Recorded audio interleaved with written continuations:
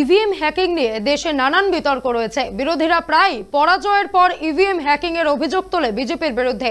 এবার সেই হ্যাকিং এর অভিযোগকে স্বীকার করে বিজেপির রাজ্য সভাপতি তথা বালুরঘাটের প্রার্থী সুকান্ত মজুমদার জানিয়ে দিলেন বিজেপির ইভিএম হ্যাকিং এর পদ্ধতি।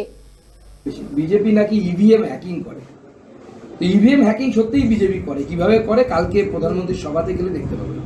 ওই নরেন্দ্র মোদী এসে হাত নাড়াবেন আর দেখবেন মানুষের মন হ্যাকিং হয়ে যাচ্ছে। ওভাবে ইভিএম হ্যাকিং হয়। আমরা মন থেকে ইভিএম এ ঢুকি, তো নরেন্দ্র মোদীর মাধ্যমে সেটা কালকে দেখতে পাবে কিভাবে ইভিএম হ্যাকিং হয়। মোদি ম্যাজিক কাকে বলে সেটা দেখতে পাবে।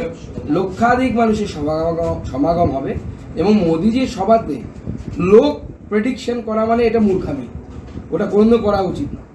কালকে বালুরঘাট শহরে অলিখিত কারফিউ হবে, আমি বলে রাখলাম, মিলিয়ে নেবেন। রাস্তায় কুকুর আর তৃণমূল ছাড়া কাউকে দেখা যাবে না, ঠিক আছে? গোটা বালুরঘাট শহর, দক্ষিণ দিনাজপুর জেলা কাল রেল স্টেশন।